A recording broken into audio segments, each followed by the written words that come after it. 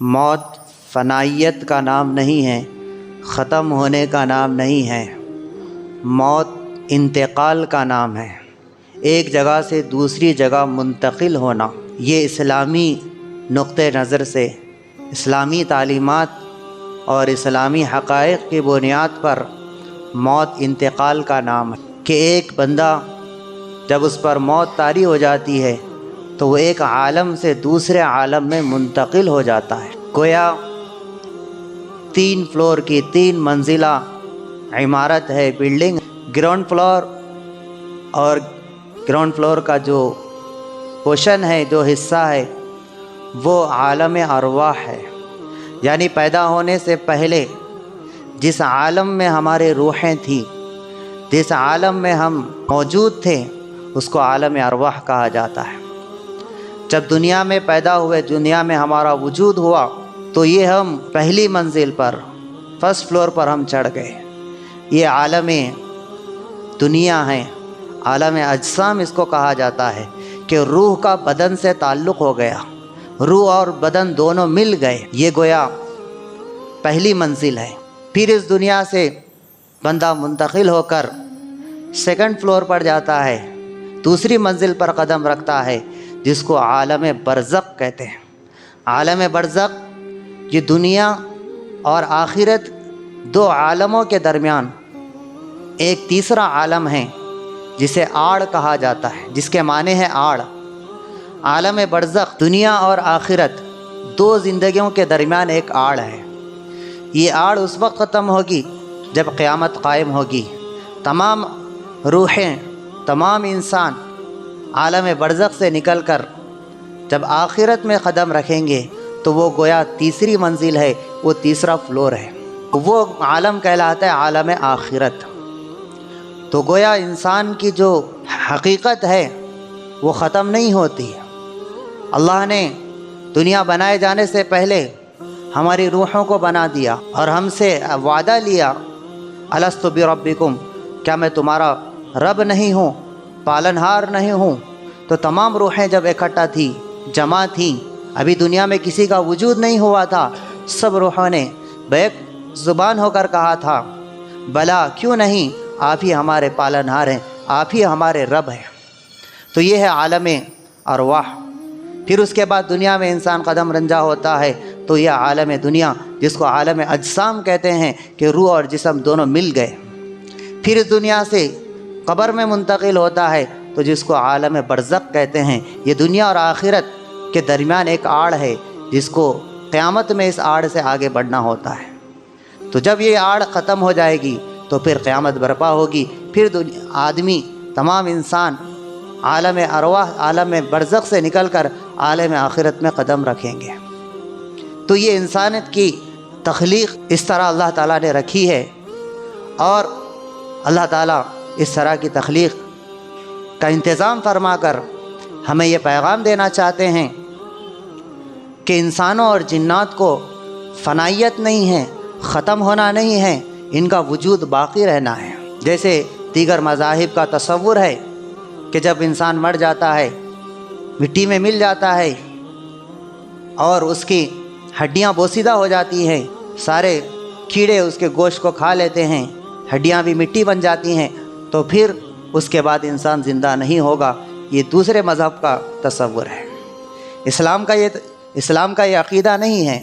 اسلام کا عقیدہ یہ ہے کہ یہ فنا نہیں ہوگا انسان، بلکہ اس نے منتقل ہوا ہے۔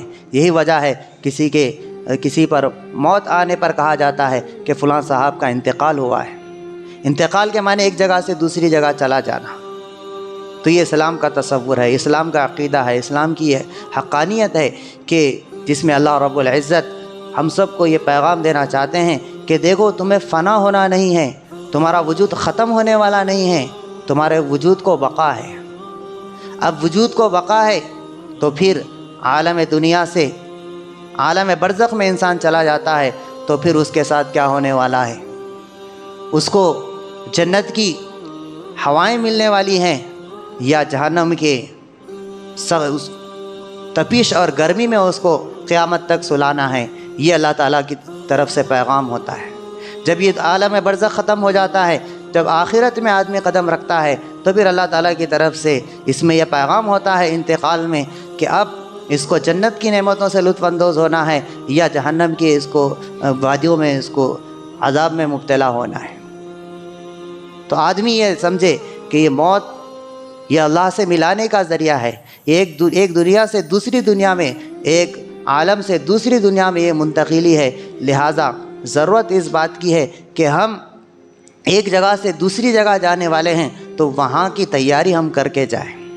جیسے ایک مسافر ایک جگہ سے دوسری جگہ دوسرے ملکوں میں جاتا ہے، سفر میں جاتا ہے تو مکمل تیاری کر کے جاتا ہے تاکہ وہاں جانے کے بعد اس کو مشقت پیش نہ آئے، پریشانی لاحق نہ ہو، تکالیف کا سامنا نہ کرنا پڑے۔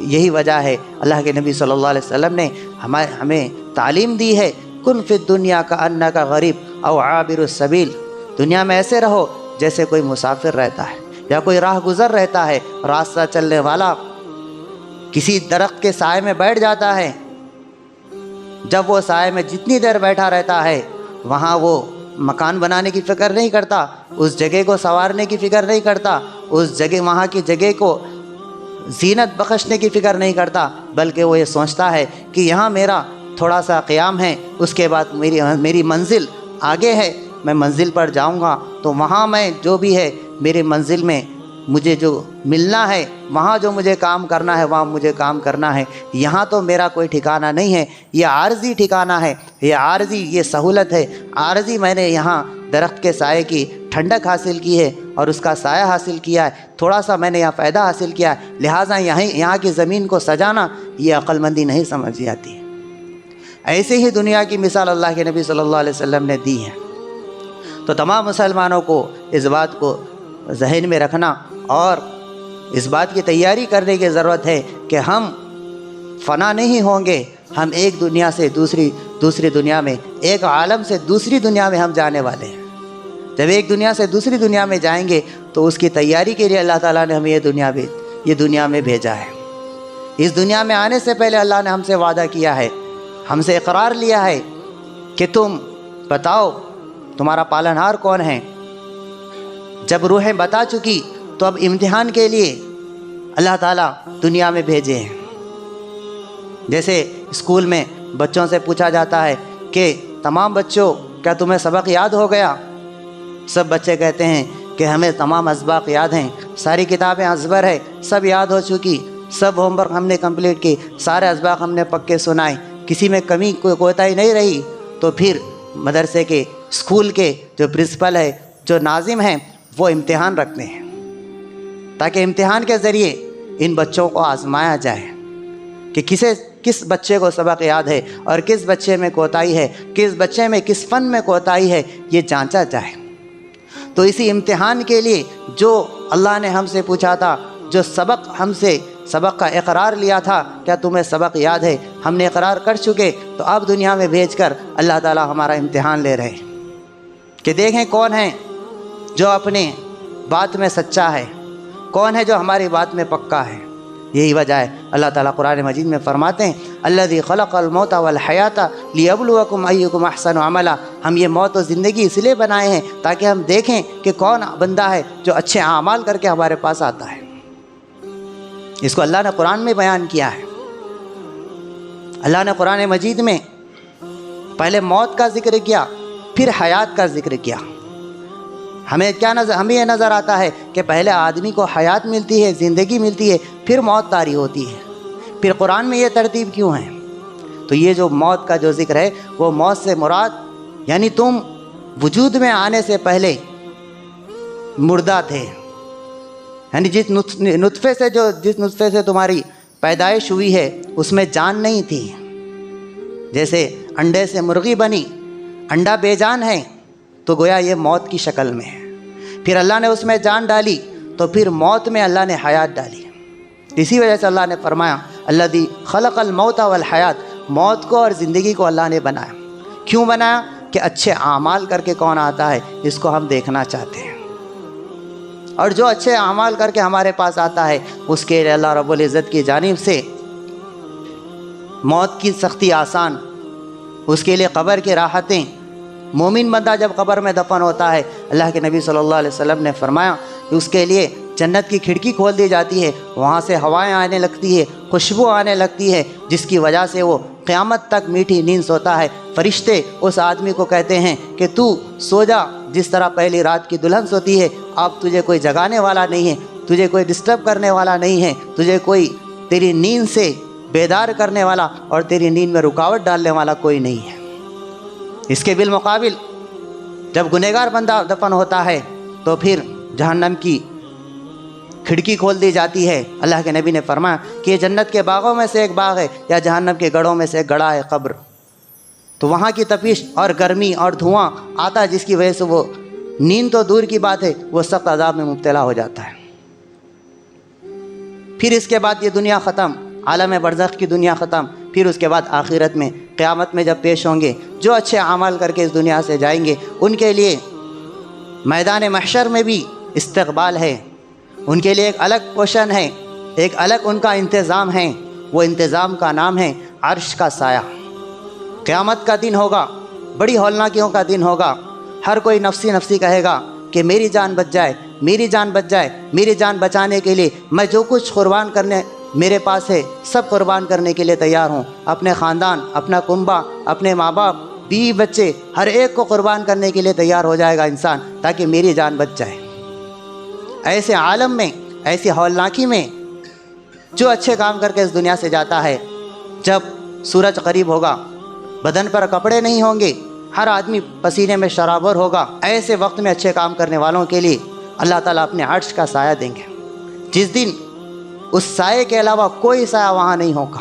پھر اللہ تعالیٰ ایسے موقع پر اللہ کے نبی صلی اللہ علیہ وسلم کے ہاتھ مبارک سے جام کوثر پلائیں گے۔ ایسے موقع پر اللہ تعالیٰ حساب کتاب کی سختی کو آسان کریں گے، دائیں ہاتھ میں نام اعمال دیں گے، پل صراط پر سے آسانی سے گزاریں گے، حضور اکرم صلی اللہ علیہ وسلم کی شفاعت نصیب کریں گے، اور جنت کے 8 دروازوں سے آواز آئے گی، ادخل من ای ابواب الجنت الثمانیۃ شئت۔ اے نیک کام کرنے والے، اے نیکیوں کو لے کر آنے والے، تم ہر جنت سے آواز، ہر دروازے سے آواز آئے گی، اور دروازوں کے سلسلے میں اختیار دیا جائے گا کہ 8 دروازوں میں سے جس دروازے سے چاہے جنت میں داخل ہو جائے۔ اس کے بالمقابل جو گناہ لے کر جائے گا، ایک تو عذاب کی سختی، حساب کی سختی، پل صراط پر سے کٹ کر گرنا، اور بائیں ہاتھ میں نام اعمال کا دیا جانا، بالآخر سزا بھگتنے کے لیے جہنم میں ڈال دیا جانا۔ جب تک گناہوں کی سزا مکمل نہیں ہوگی، جب تک اللہ تعالیٰ اس کو جہنم سے نہیں نکالیں گے۔ جیسے لوہے کو زنگ لگ جاتا ہے تو آگ میں ڈالا جاتا ہے تاکہ اس کا زنگ دور ہو، ایسے ہی گناہوں کی نحوست کے ساتھ، گناہوں کی گندگی کے ساتھ مسلمان جنت میں نہیں جا سکتا۔ البتہ جس پر اللہ رحم فرمائے اور جس کے حق میں کسی اللہ والے کی، کسی اللہ کے نبی صلی اللہ علیہ وسلم کی، یا کسی نبی کی، یا کسی حافظ قرآن کی، یا کسی عالم دین کی، یا کسی اس کے نیک دوست کی سفارش اللہ تعالیٰ کسی کے حق میں قبول فرما لے تو وہ الگ بات ہے۔ لیکن قانون یہ ہے، اصول یہ ہے کہ نیک اعمال کریں گے تو پھر ان کے لیے جزا ہے، برے اعمال کریں گے تو ان کے لیے سزا ہے۔ تو یہ سب کچھ اللہ تعالیٰ ہونے والا ہے، یہی وجہ ہے موت کو انتقال کہتے ہیں۔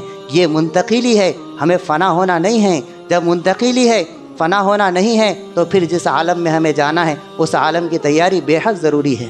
اسی وجہ سے اللہ کے نبی صلی اللہ علیہ وسلم سے ایک انصاری صحابی پوچھنے پر آپ نے فرمایا، ایک انصاری صحابی آ کر پوچھتے ہیں، من اکیس الناس ومن اکرم الناس یا رسول اللہ، اے اللہ کے رسول پوری دنیا میں چالاک آدمی کون ہے، پوری دنیا میں معزز آدمی کون ہے؟ تو اللہ کے نبی نے فرمایا، اکثرہم ذکرا للموت واشدہم استعدادا للموت، جو موت کو زیادہ یاد کرتا ہے اور جو موت کو سختی کے ساتھ اور شدت کے ساتھ جو موت کی تیاری کرتا ہے، اولئک هم الاکیاس ذهبوا بشرف الدنیا وکرامۃ الآخرہ، یہی لوگ ہوشیار ہیں، یہی لوگ چالاک ہیں جو دنیا کی بھی عزتیں لے گئے، دنیا کے بھی فائدے اٹھا لیے، اور آخرت میں بھی ان کا اعزاز ہوگا۔ اللہ رب العزت سے دعا ہے کہ اللہ تعالیٰ ہم سب کو موت کی تیاری کرنے کی توفیق نصیب فرمائے۔ وآخر دعوانا الحمد للہ رب العالمین۔